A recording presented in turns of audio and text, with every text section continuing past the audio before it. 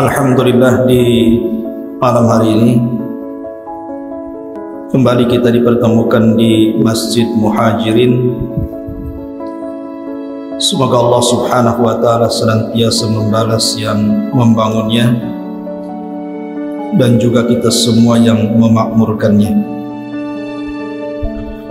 Salawat dan salam tak lupa kita curahkan kepada Rasul kita, Nabi kita Muhammad sallallahu alaihi wa ala alihi wasallam.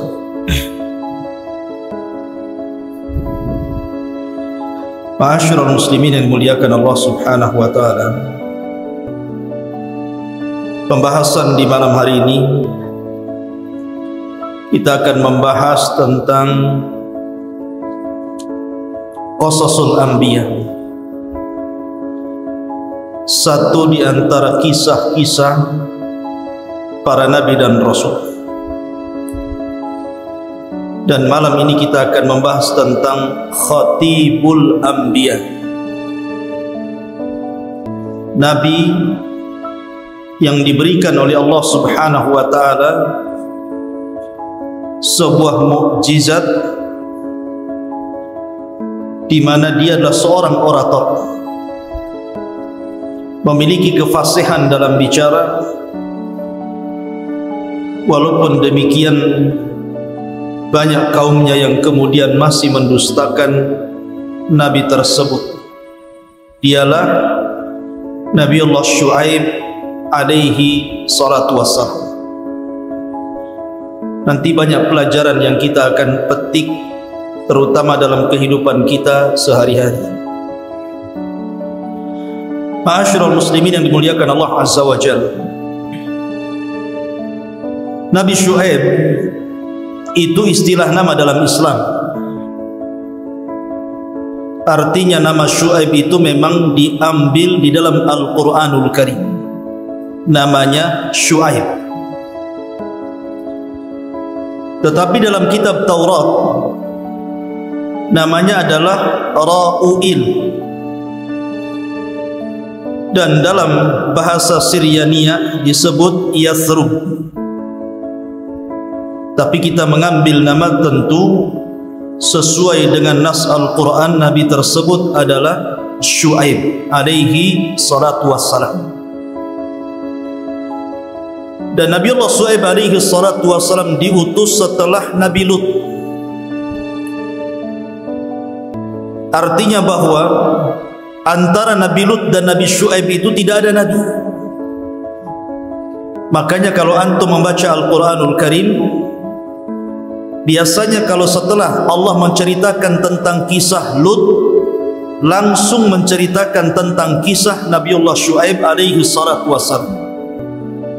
Karena memang Shu'aib diutus setelah Nabiullah Lut alaihi salatu wassalam. Dan Nabiullah Shu'aib alaihi salatu wassalam adalah satu di antara 4 nabi Arab.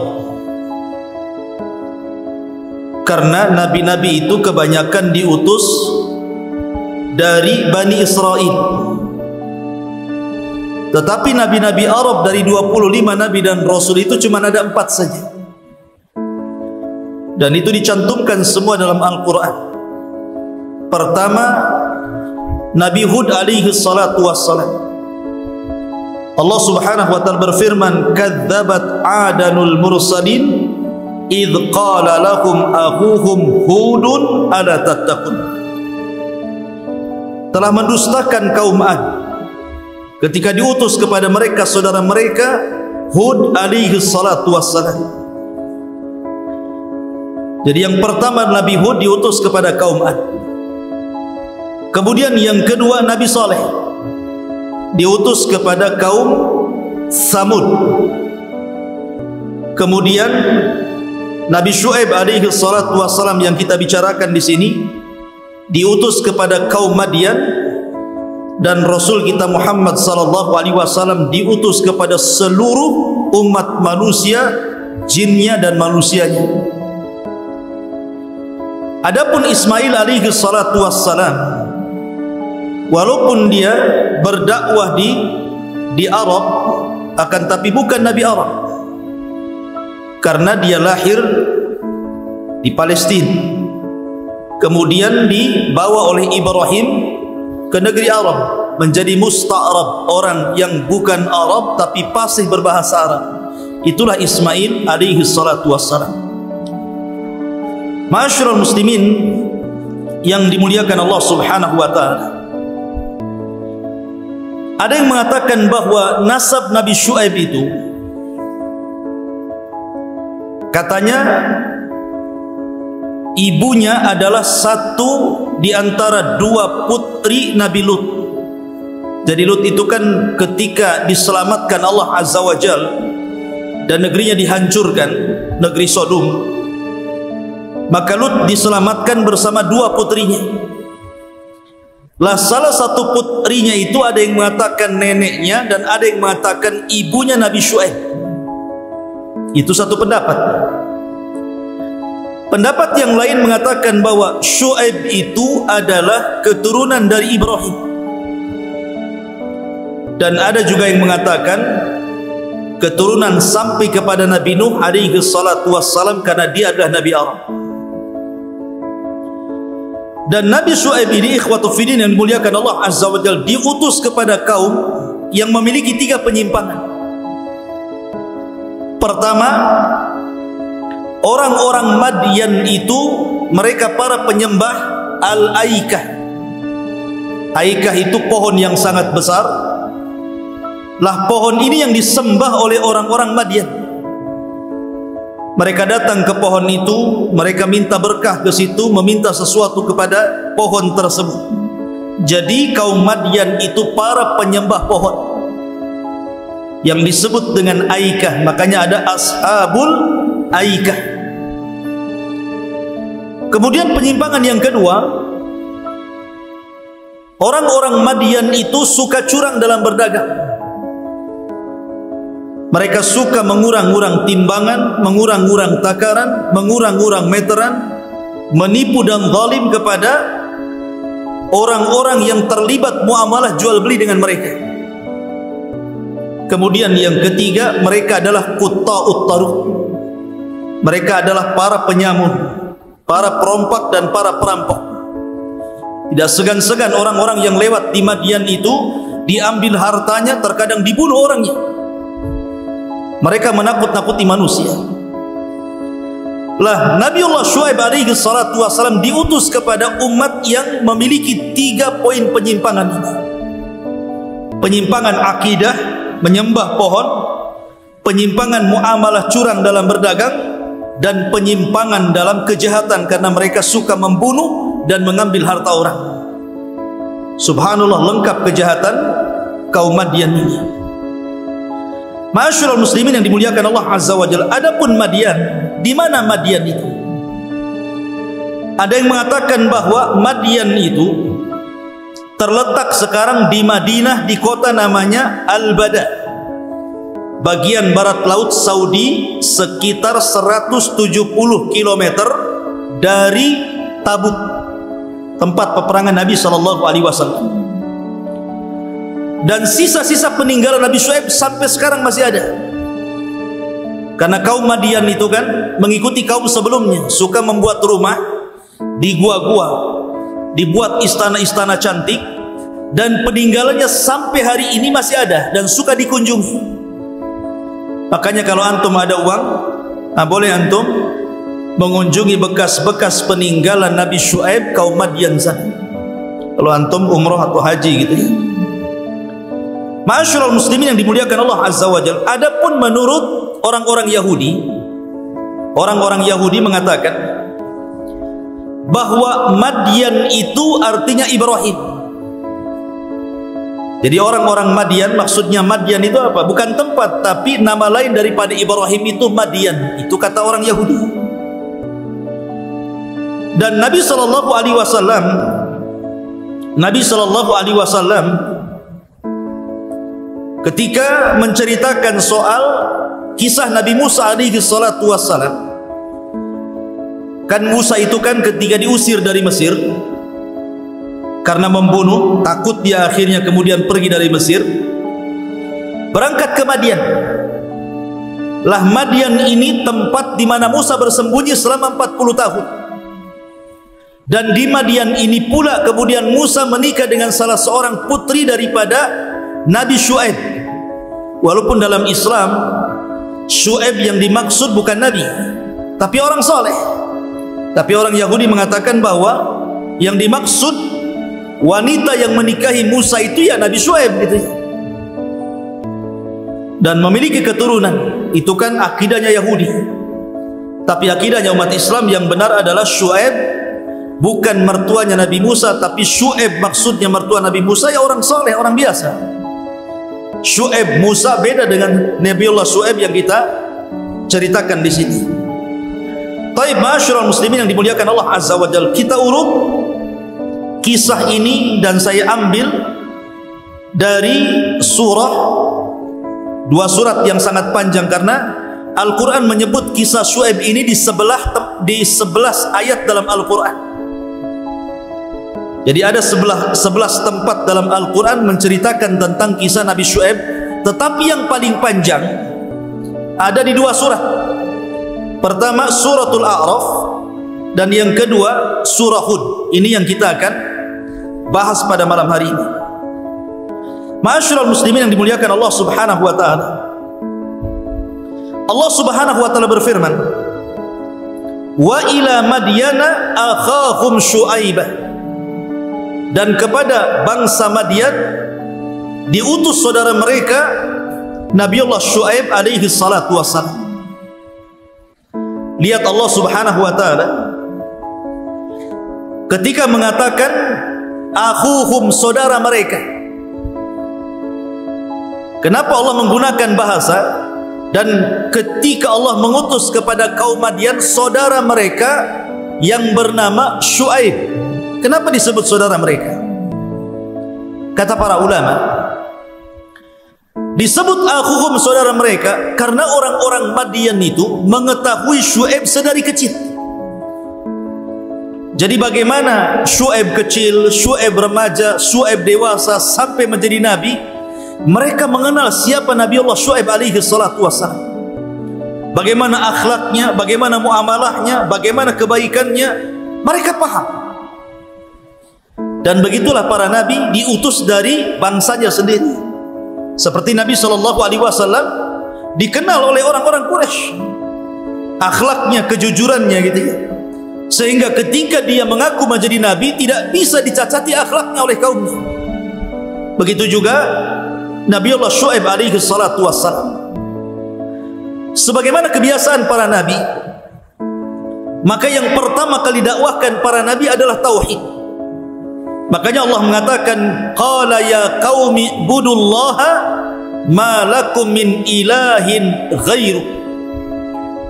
Wahai kaumku, sembahlah Allah, tauhidkan Allah, karena tidak ada sesembahan selain daripada Allah Subhanahu wa taala. Artinya bahwa seluruh para nabi dan rasul pertama kali dakwah adalah tauhid. Makanya Allah berfirman dalam Al-Quran, wa laqad ba'atsna fi kulli ummatir rasulan an ibudullaha wajtanibut taghut. Dan kami utus pada tiap-tiap umat ini seorang rasul, di mana tugasnya untuk menyampaikan kepada umatlah sembahlah Allah dan jauhi sesembahan selain daripada Allah alias taghut. Inilah ciri dakwah para nabi. Pertama kali mengajak manusia ke dalam tauhid. Baru setelah itu Nabi Syuaib mengingatkan kepada orang-orang Madian ini soal kezaliman mereka dalam muamalah. Mereka suka curang dalam berdagang. Allah mengatakan, wala tanqusul mikyala wal mizan inni arakum bi khairin inni akhafu alaikum adzaba yaumin muhit. Wahai kaum Madian, kata Syuaib, janganlah kalian mengurang-urang timbangan, janganlah kalian mengurang-urang takaran. Saya melihat kalian ini ekonominya baik, ekonominya bagus. Kalian ini orang kaya, ngapain harus curang dalam berdagang? Karena saya takut menimpa kepada kalian adab yang sangat pedih. Lihat bagaimana harta bisa merubah, ikhwan. Kaum Madian ini kaum yang diberikan nikmat oleh Allah. Dulu mereka fakir, kemudian Allah berikan kekayaan kepada mereka. Harusnya orang kaya itu dibalas syukur. Tetapi memang alat orang itu mudah melampaui batas itu adalah salah satunya harta. Makanya Allah mengatakan, kalla innal insana la yatgha an ra'ahu istaghna. Manusia itu kalau sudah banyak hartanya pasti mudah melampaui batas hidupnya. Memang begitu kaidahnya. Orang-orang kaya itu kalau mereka tidak beriman kepada Allah, tidak diberikan hidayah, maka kehidupan mereka akan melampaui batas, melanggar perintah-perintah dan tidak mau menjauhi larangan-larangan Allah Azza wa Jalla. Lihat Qarun. Qarun itu dulu kaum Musa, orangnya baik, soleh. Tapi setelah diberikan kekayaan oleh Allah Azza wa Jalla, apa yang terjadi? Dilawannya nabinya kan? Menunjukkan bahwa harta itu bisa merubah manusia. Di dalam Al-Quran ada kisah Bal'am ibn Ba'urah. Bal'am ibn Ba'urah ini seorang ulama Bani Israel. Didatangi oleh pembesar-pembesar kaumnya, kemudian diserahkan harta. Wahai Bal'am, mau harta enggak? Kalau kau ingin harta, doakan keburukan kepada Musa. Awalnya enggak mau. Oh, masa aku akan mendoakan keburukan pada seorang nabi? Enggak mau saya. Ditambah lagi hartanya, ditambah lagi, akhirnya mau dia. Seorang ulama Bani Israel kalah dengan harta. Makanya kenapa para ulama mengatakan bahwa penghuni sorga itu kebanyakan laki-laki dan orang-orang fakir. Kalau penghuni neraka itu kebanyakan para wanita dan orang-orang kaya. Memang begitu. Kenapa demikian? Karena orang-orang kaya itu hisabnya dua. Pertama ditanya soal min aina iktasabahu, dari mana kau dapat harta itu? Yang kedua, wa fima anfaqahu, kemana kau belanjakan? Jadi tidak cukup mencari harta dengan cara halal, tetapi dibelanjakannya pun dipertanyakan, kemana kau belanjakan itu? Makanya Nabi Syuaib mengatakan, aku lihat ekonomi kalian baik, harta kalian banyak, sudahlah jangan curang dalam berdagang. Ada yang mengatakan bahwa mereka suka mengurang-urang timbangan. Dan lihat Allah mengatakan dalam Al-Quran, wailun lil mutaffifin alladzina idza iktalu 'alan nas yastawfun wa idza kaluhum aw wazanuhum yukhsirun. Neraka wel bagi para mutaffif. Apa wel? Para ulama tafsir mengatakan wel itu artinya sebuah lembah. Wadin fi jahannam, sebuah lembah di neraka jahannam yang sangat gelap, yang sangat busuk dan sangat menakutkan. Itu disebut wail dalam bahasa Al-Quran. Untuk siapa wail ini? Lil mutaffifin, untuk orang yang suka mengurang-urang timbangan, untuk orang yang suka tatfif. Kalau dia jadi pedagang, dia kurangi dagangannya. Kalau dia jadi pembeli, dia minta tambah pula beliannya. Itulah mutaffif namanya. Makanya sering saya katakan kepada antum semuanya, kenapa Allah Subhanahu wa ta'ala sampai mengancam dengan neraka wel, sebuah lembah di neraka jahanam, padahal tatfif, mengurang-urang timbangan itu sebenarnya tidak mengenyangkan. Kalau seandainya ada orang beli salak 1 kilo ataupun mungkin jeruk 1 kilo, kalau dikurangi pamannya 1 on, paling beberapa biji saja kan, tidak mengenyangkan. Tapi kenapa Allah Subhanahu wa ta'ala sampai menyediakan sebuah lembah di jahannam? Kata para ulama, bukan soal mengurangi 1 buah jeruk, 1 buah salak, 1 buah duku, bukan itu masalahnya. Tapi masalahnya ketika ada orang yang membeli kepada Anda jual buah-buahan, saya pembelinya. Yang namanya pembeli itu tidak semua kaya. Bisa saja yang membeli buah-buahan itu orang miskin. Bisa saja yang membeli buah-buahan itu anak yatim. Bisa saja yang membeli buah-buahan itu orang-orang yang tidak mampu. Tidak semua orang kaya. Coba bayangkan kalau yang Anda curangi anak yatim, berarti Anda memakan harta anak yatim. Kalau yang Anda curangi adalah hartanya fuqara wal masakin, berarti Anda mengurangi hartanya para fuqara wal masakin. Ini masalahnya kenapa tatfif itu berat sampai Allah mengatakan wailun lil mutaffifin. Neraka wel bagi para mutaffif yang suka mengurang-urang takaran dan timbangan itu. Lah ini perbuatan orang-orang siapa? Kaum Madian seperti ini. Makanya Nabi Syuaib mengatakan wala tangkusul mikyala wal mizan inni arakum bi khairin. Janganlah kalian mengurang-urang takaran dan timbangan. Aku lihat ekonomi kalian baik. Tapi lihat bagaimana Syuaib terus mendesak mereka dengan dakwahnya, ya qaumi auful mikyala wal mizana bil qisti wala tabkhasun nasa asya'ahum wala ta'thaw fil ardi mufsidin. Wahai kaumku, kata Syuaib, sempurnakanlah takaran dan timbangan kalian. Jangan mengurangi hak-hak manusia. Dan jangan berbuat kerusakan di permukaan bumi. Karena orang-orang Madian ini, saya katakan dari awal, suka merampok. Suka menjadi perampok padang pasir. Makanya Nabi Syuaib mengingatkan mereka, tolong perbaiki muamalah jual beli kalian dan jangan jadi penjahat. Lihat bagaimana Syuaib mengatakan, baqiyatullahi khairul lakum in kuntum mu'minin wa ma alaikum bihafidh. Kata Nabi Syuaib, baqiyatullah, maksudnya baqiyatullah itu begini, penghasilan walaupun sedikit tetapi berkah, bukan hasil curang, bukan hasil mengurang-urang takaran dan timbangan, atau bukan hasil rampok. Itu jauh lebih baik bagi kalian.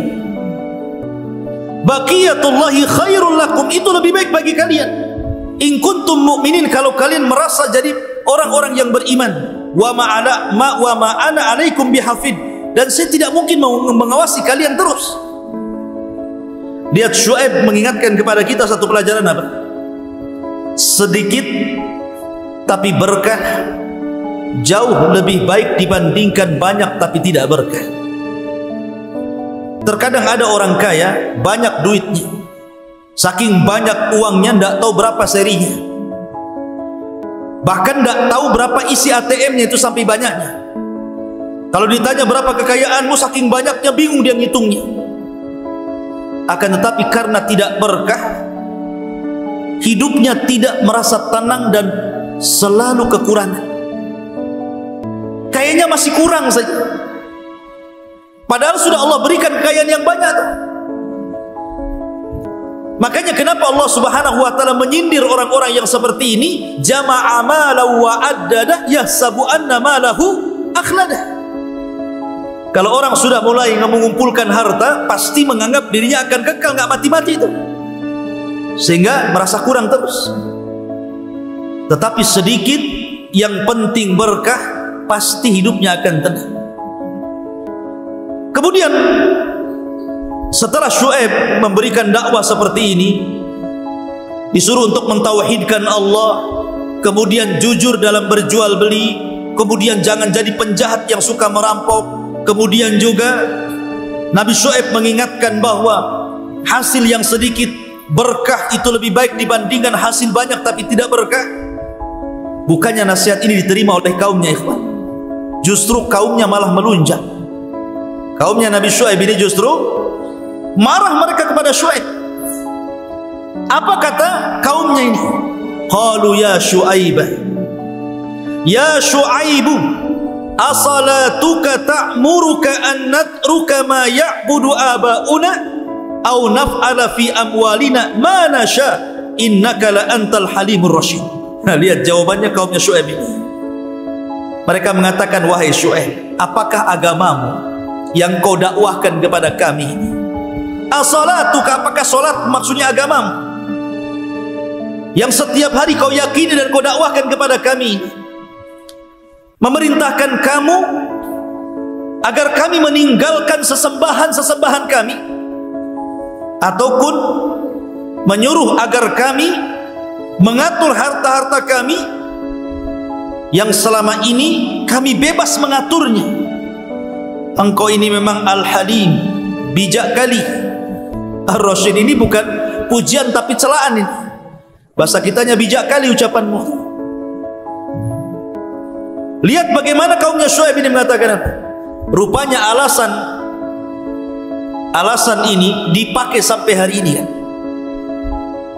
Alasan orang-orang yang hendak memisahkan agama dari dunia ini sudah ada sejak zaman Nabi Syuaib.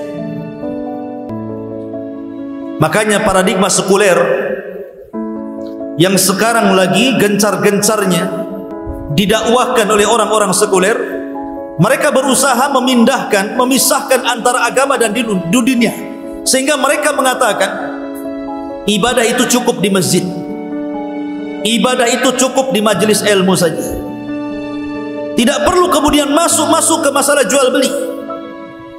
Akhirnya ketika kemudian agama dipisahkan dengan dunia, muncullah pelegaran milas kan, pelegaran minuman keras. Soalnya menganggap agama tidak mengatur. Bagaimana bisa kemudian miras dijual belikan, ikhwan? Agama mengatur, tidak boleh. Sesuatu yang haram hasilnya pun haram. Bagaimana kemudian jadikan bisnis benda-benda haram seperti ini? Agama ini mencakup semuanya. Makanya Islam adalah agama yang sempurna, mencakup akidah, mencakup ibadah, mencakup muamalah, mencakup akhlak dan kepribadian manusia. Itu dicakup dalam Islam. Tidak bisa kemudian agama itu urusan masjid, majelis ilmu. Bukan itu saja. Islam itu masuk ke pasar, Islam itu masuk ke politik, Islam itu masuk ke akhlak, Islam itu masuk kemana-mana.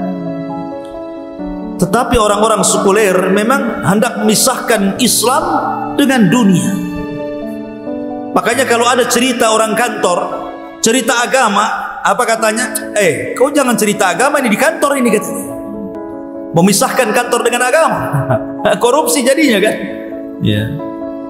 Seolah-olah alergi kalau orang cerita agama di kantor-kantor, di pasar-pasar, alergi.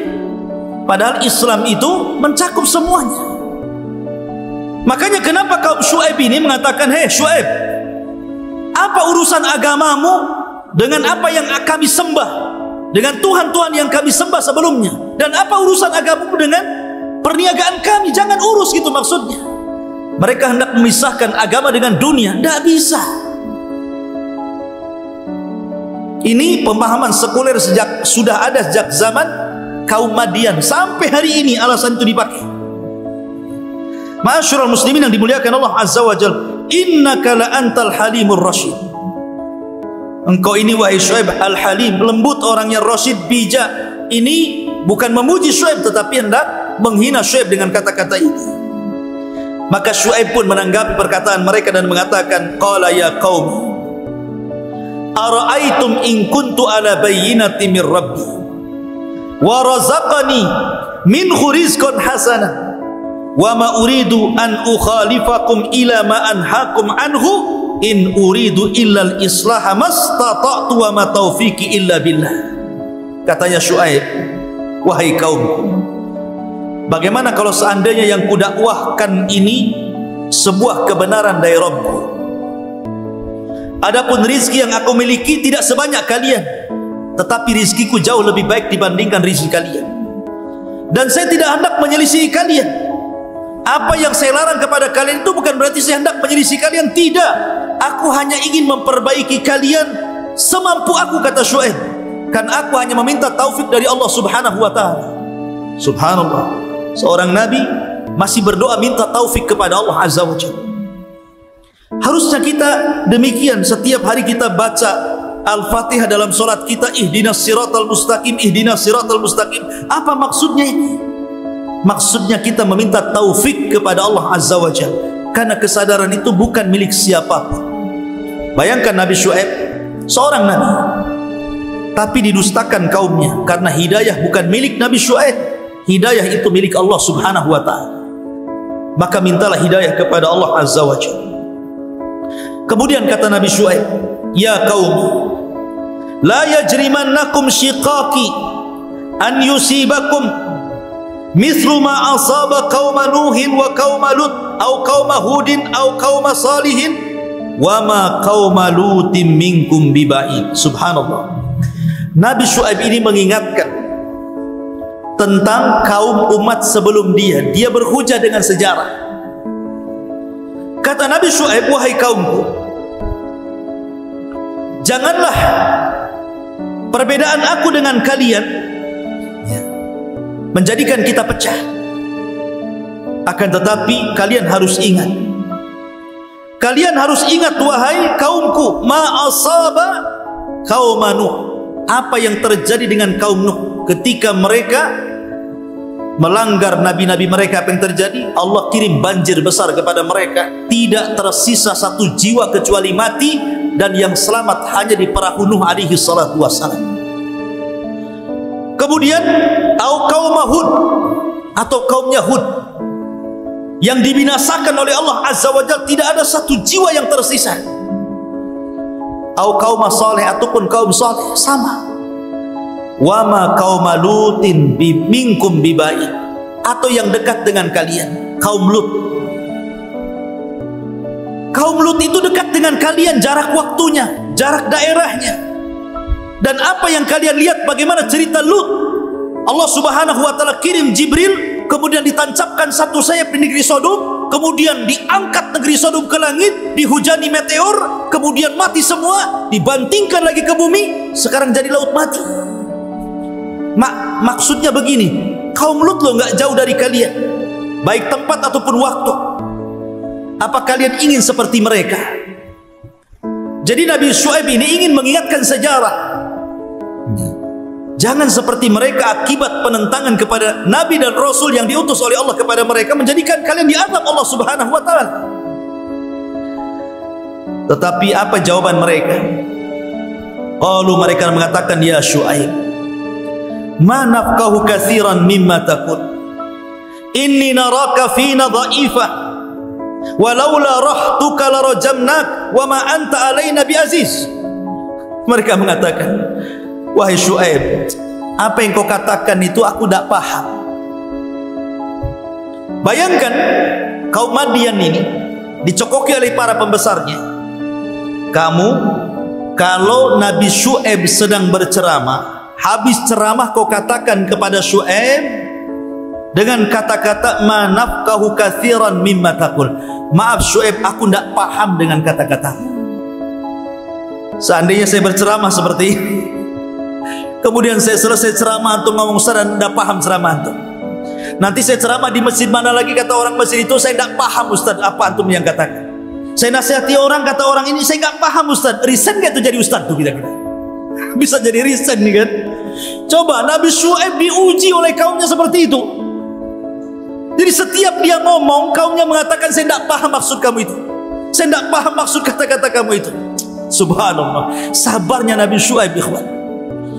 Walaupun kaumnya mengatakan seperti itu, tetap saja dia berdakwah. Kemudian mereka mengatakan, wa inna lanaraka fina dha'ifa, aku lihat engkau ini lemah, kau ini enggak berharga di antara kaum Madian, wahai Syuaib. Kemudian mengatakan, laula rahtuka, kalau bukan karena kabilahmu, wahai Syuaib, sungguh engkau sudah kami galikan tanah, kau tanam di situ, kurajam engkau sampai mati. Ketika Allah mengatakan perkataan mereka, kalau bukan karena kabilah, menunjukkan bahwa Nabi Syuaib itu dipandang di kabilah, karena dibela masalahnya. Kalau bukan karena kabilah, sudah kurajam kamu, sudah kubunuh kamu, bahasanya seperti itu. Tapi lihat para nabi sabarnya. Kemudian Nabi Syuaib mengatakan, ya qaumi, arahti a'azzu alaikum minallah wattakhadtumuhu wara'akum dhihriyan inna rabbi bima ta'maluna muhit.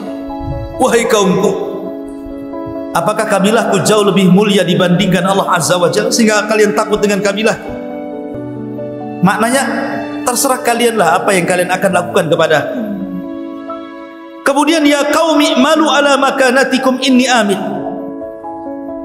Saufa ta'lamuna man ya'tihi adzabun yukhzihi wa man huwa kadhibun wartaqibu inni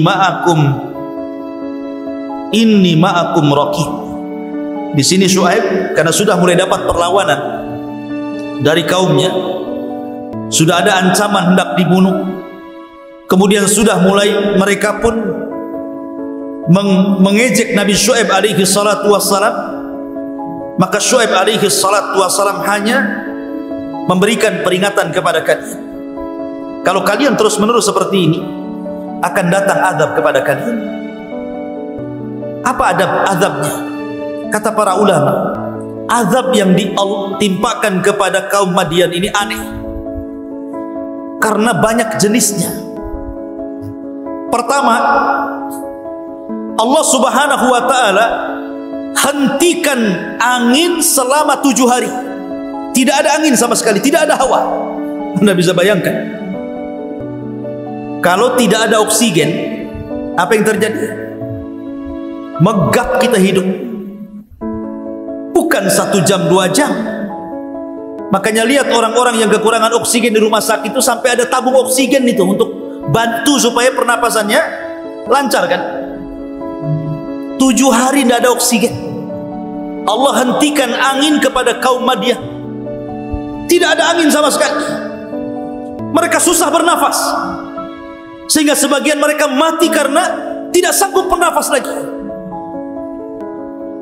Kemudian yang kedua, Allah Subhanahu wa ta'ala kirim cuaca ekstrim, harun syadid, panas yang luar biasa. Coba Anda bisa bayangkan, sudah tidak ada angin, panas luar biasa cuacanya. Gimana tuh rasanya tuh? Makanya seluruh kaum Madian tersiksa, mereka betul-betul tersiksa karena panas yang luar biasa, angin sudah tidak ada. Sebagian mereka menggali lubang di bawah rumah mereka, kononnya supaya mereka mendapatkan hawa dingin di lubang-lubang itu. Sebenarnya mereka sedang menggali kuburan mereka sendiri. Mereka masuk ke lubang itu tetap juga panas.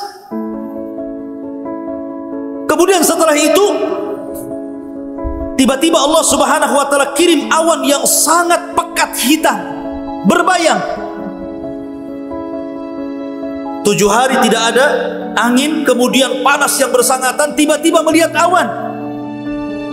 Maka seluruh kaum Madian keluar, mulai orang tua, anak muda, laki-laki, perempuan, anak-anak, semua keluar dari rumah mereka. Mereka mengarah kepada awan hitam itu, mau meminta perlindungan supaya minimalnya ngurangi panas.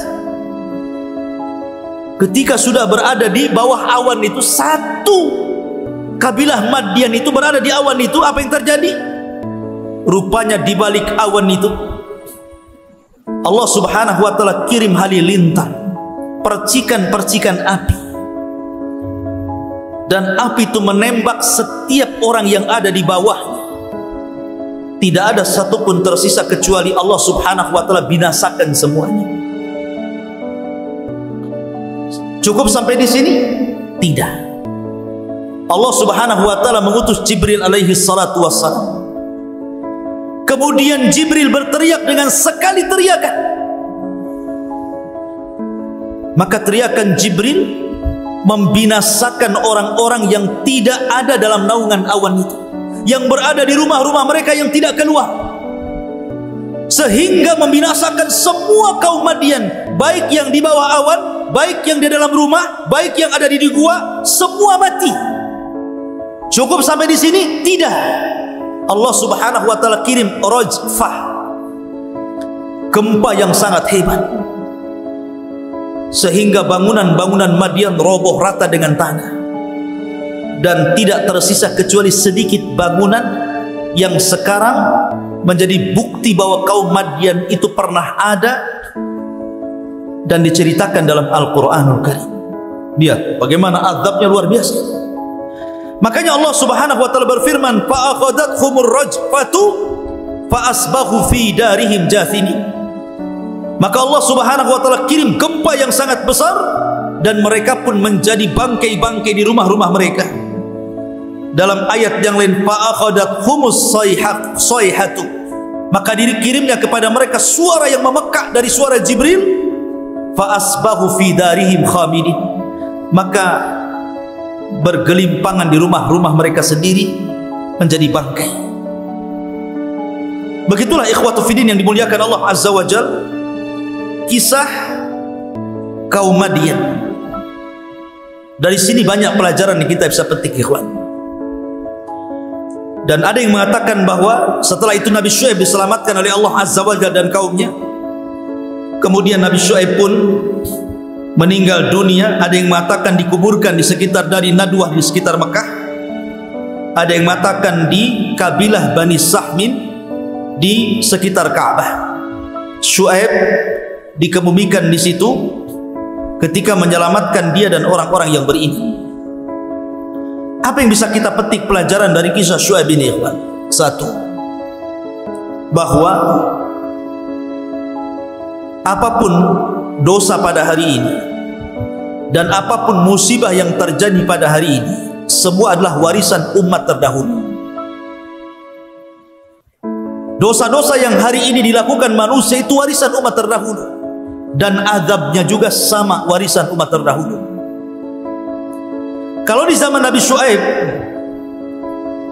terkenal dengan kecurangan dagang, maka lihat hari ini banyak orang-orang yang curang dalam berdagang. Makanya Nabi SAW mengingatkan orang-orang muhajirin dan mengatakan, walam yang kusul mikyala wal mizan, tidaklah umatku, kata Rasul, mereka mulai mengurangi takaran dan timbangan, illa ukhidu bis sini wa syiddatil ma'unati wa jawri sultan alaihi, kecuali akan ditimpakan kepada mereka paceklik yang berkepanjangan, susah ekonomi, dan kezaliman penguasa. Lihat, satu dosa azabnya 3. Satu dosa azabnya 3. Dosanya cuma satu, curang dalam ekonomi, suka mengurang-urang takaran, suka mengurang-urang timbangan, melakukan kezaliman dalam jual beli, melakukan muamalah riba dalam jual beli. Jadi dosanya hanya penyimpangan dalam bab jual beli saja. Tapi lihat, Allah Subhanahu wa taala menghukum, kata Nabi SAW, dengan 3 azab. Illa ukhidu bis sinin, pertama akan ditimpakan kepada mereka paceklik yang berkepanjangan. Walaupun turun hujan, tidak akan berkah, karena hujan itu hanya memberi minum para hewan-hewan ternak, bukan untuk manusia. Yang kedua, wasyiddatil ma'unah, disulitkan ekonomi. Lihat hari ini orang cari kerja susah, pengangguran di mana-mana. Maka salah satu penyebab susahnya ekonomi dan pengangguran di mana-mana karena banyaknya orang yang curang dalam jual beli. Yang ketiga, wa jawru sultani alaihim, Allah kuasakan pemimpin yang zalim yang akan memimpin kalian. Tiga-tiganya kita rasakan hari ini. Paceklik yang berkepanjangan, walaupun ada hujan jadi banjir, bukan jadi berkah. Ekonomi mulai susah, rakyat kecil menjerit. Para penguasa banyak yang tidak perhatian kepada rakyatnya, memperkaya diri sendiri. Setiap hari ada saja berita ketangkap KPK karena korupsi. Kan gitu. Ini kenapa? Karena sistem perekonomian di negeri kita ini memang harus dibenahi. Mulai daripada pembisnis kelas berat gitu ya, sampai kepada pembisnis kelas ecek-ecek kaleng-kaleng gitu kan. Jual bawang, jual cabai, jual ini, masih ganjel-ganjelin tembangan tuh. Kenapa tuh ganjelin? Ya. Kalau memang tradisi-tradisi securang seperti ini, ikhwatu fiddin, ini tradisi dosa umat terdahulu yang diwariskan kepada umat sekarang, maka azabnya juga sama. Dari sini, ma'asyiral muslimin yang dimuliakan Allah Azza wa Jalla, maka jangan pernah seseorang yang terjun dalam dunia perniagaan bisnis kecuali harus paham ilmunya. Makanya Umar bin Khattab itu disebutkan dalam kitab Fikih Sunnah karya Said Sabiq, itu kalau ke pasar bawa tongkat, Pak. Umar itu kalau ke pasar bawa tongkat. Untuk apa tongkatnya? Apa Umar pincang sehingga kalau jalan pakai tongkat? Bukan. Umar ini hanya untuk memecuti para pedagang-pedagang di pasar yang curang, dikeluarkan dari pasar, diusir, jangan jualan di sini. Kira-kira kalau Umar hidup di zaman sekarang, masuk pasar Tiban, keluar semua enggak? Ma'asyiral muslimin yang dimuliakan Allah Azza wa Jalla. Makanya para ulama mengatakan, jangan coba-coba orang masuk ke dunia bisnis kecuali dia paham halal dan haram. Kalau tidak, maka dia terjerumus kepada riba, terjerumus kepada gharar, terjerumus kepada zalim. Karena orang yang tidak bisa membedakan mana hak mana batil pasti terjerumus kepada keduanya. Maka penting Anda yang sekarang jadi pengusaha, coba pelajari dari sekarang. Islam itu mengajarkan tentang ahkam al-buyu, hukum-hukum jual beli, demi keberkahan. Demi keberkahan. Makanya Nabi SAW memberikan doa baik kepada para pedagang yang baik itu. Apa kata Rasul? Rahimallahu rajulan samhan idza ba', syamhan idza ishtara, samhan idza qada, samhan idza iqtada. Apa kata Rasul? Semoga Allah merahmati orang ini, kata Rasul. Semoga Allah merahmati seseorang, kata Rasul. Samhan idza ba' wa samhan idza ishtara. Mudah ketika menjadi penjual dan mudah ketika menjadi pembeli. Maksudnya apa? Mudah ketika menjadi penjual dan mudah ketika menjadi pembeli. Mudah ketika menjadi penjual. Beli berapa, Bang? 1 kilo jeruk. Tambah lagi 2, ambil. Beli beras, Bang. Berapa? 2 kilo? 2 kilo. Udah pas 2 kilo, tambah lagi sedikit, ambil. Itu mudah saat membeli. Ketika Anda memberikan sesuatu yang lebih dari takaran, hakikatnya Anda sedang menambah keuntungan. Kenapa? Karena tambahan itu sedekah, dan sedekah itu akan menambah harta. Rasul mengatakan, ma naqasa min malis sadaqah bal yazdad bal yazdad bal yazdad. Tidak berkurang harta yang disedekahkan, bahkan bertambah. Ini tidak. 1 kilo dikurangi 1 on pula. Bukannya sedekah, malah diambil pula milik orang. Gimana mau berkah? Ini namanya mudah ketika jadi penjual, mudah jadi pembeli. Pamannya ada kembalian 2000 perak, sudah ambil aja lah, ambil. Ini enggak ditunggui, enggak ada, Bang. Tukar dulu lah sana. Nukar itu jauh banget, hanya 2000 tuh nukar itu. 1 jam dia nunggu di dagangan. Sambil orang pergi, diambil pula sama dia. La haula wala quwata illa billah. Jadi mudah jadi pembeli itu, ya sudahlah. Kalau hanya 1000, 2000, 3000, anggap sedekah, supaya barang yang kita bawa itu jadi berkah, gitu maksudnya. Makanya Rasul mengatakan, rahimallahu rajulan samhan idza ba' wa samhan idza ishtara. Begitu Islam mengajarkan dalam jual beli, dimudahkan, gitu maksud. Makanya ketika Nabi SAW membuka pasar di kota Madinah, ketika Rasul hijrah ke Madinah, pasar dikuasai siapa? Dikuasai orang Yahudi. Namanya pasar Bani Kunaiko. Satu ekonomi Madinah itu dikuasai oleh orang Yahudi dengan pasarnya Bani Kunaiko. Maka Nabi SAW mulai memainkan bisnisnya, karena tahu orang-orang Mekah ahli dagang. Walaupun orang-orang Madinah tidak pandai berdagang, karena mereka sibuk dengan pertanian. Mulailah Rasul melirik membuat pasar sendiri, karena orang-orang Yahudi suka curang dalam dagang. Maka Rasul mulai menerapkan bagaimana siasah politik syar'i dalam bab jual beli. Diterapkan sama Rasul jual beli bagaimana secara Islam. Dalam 2 tahun, kolab pasar Yahudi gulung tikar. Bahkan orang Yahudi pun belanja kepada orang Islam. Begitu. Itulah ekonomi Islam. Ekonomi Islam. Tapi sekarang siapa yang megang ekonomi? Bukan orang Islam. Bahkan orang Islam pun mengikuti gaya kapitalis, kan begitu? Mengikuti gaya-gaya gak jelas gitu. Coba kalau seandainya setiap para pedagang muslim itu menerapkan ajarannya, kolab itu pasar-pasar orang kafir itu.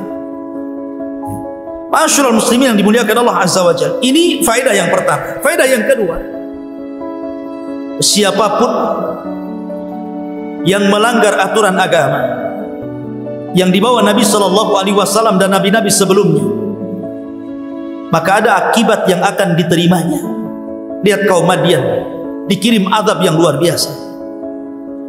Maka begitu juga orang-orang yang berusaha menyelisihi nabinya, cepat ataupun lambat pasti akan Allah turunkan azab kepada mereka. Makanya sering saya contohkan, di zaman Nabi SAW ada orang yang makan tangan kiri di hadapan Rasul. Kata Rasul, kul biyaminik, makan dengan tangan kanan. Orang ini belum mencoba, ngomong pula di hadapan Nabi, mastata'tu ya Rasulullah, aku tidak bisa wahai Rasul. Belum dicoba sudah bilang nggak bisa, padahal yang nyuruh makan tangan kanan adalah Nabi. Maka Rasul mengatakan, idzan mastata'ta, kalau begitu kau tidak bisa mengangkat tanganmu selamanya. Didoakan Nabi seperti itu, tangannya langsung lumpuh. Lihat doa seorang Nabi. Dari sinilah maka Allah Subhanahu wa taala mengatakan, falyahdharil ladzina yukhalifuna an amri an tusibahum fitnah aw yusibahum adzabun alim. Hendaklah takut orang-orang yang menyelisihi nabinya akan datang kepada mereka fitnah ataupun azab yang sangat pedih. Maka jangan pernah sekali-kali menyelisihi nabinya, baik dalam perintah ataupun dalam menjauhi larangan Allah Subhanahu wa taala. Karena di zaman sekarang orang yang istihza mengolok-olok agama ini banyak sekali. Banyak sekali. Karena kejahilan mereka tentunya. Masyaallah muslimin yang dimuliakan Allah Azza wa Jalla. Dan yang terakhir dari kisah Nabi Syuaib alaihi salatu wassalam, seorang orator, kesabaran Syuaib dalam berdakwah. Lihat, padahal dia dihadapkan kepada kaum penyimpangan dalam akidah, penyimpangan dalam bab muamalah, bahkan penyimpangan dalam bab akhlak, tetapi Syuaib sabar. Makanya kenapa Nabi SAW difirmankan Allah Azza wa Jalla, wasbir kama sabara ulul azmi minar rusul, sabarlah wahai Muhammad sebagaimana para rasul itu sabar. Karena dalam mendakwai orang itu macam-macam karakter orang itu. Ada orang itu yang mudah didakwahi, ada yang susah didakwai, ada debat dulu baru dia sadar. Makanya Allah mengatakan wajadilhum billati hiya ahsan, debatlah mereka dengan cara yang baik. Makanya kenapa kata Nabi SAW kepada Ali bin Abi Thalib radhiyallahu an, atau ini perkataan Ali bin Abi Thalib juga, berdakwahlah kepada manusia sesuai makom mereka. Mungkin bahasa sederhananya, jangan kasih pelajaran anak TK dengan anak S1, atau jangan pula memberikan pelajaran anak S1 dengan pelajaran anak TK, itu ngina namanya. Tetapi ajarkan sesuatu yang cocok dengan masing-masing itu. Dari sini penting, likulli maqal maqam. Setiap kata-kata itu ada tempat didudukkan di mana tempatnya. Maka Nabi Syuaib mengajarkan kepada kita bagaimana kesabaran, kelembutan. Syuaib mengajarkan dakwah kepada kaum Madian, walaupun berakhir kaum Madian ini tidak menerima dakwah Syuaib, akhirnya Allah timpakan azab kepada mereka.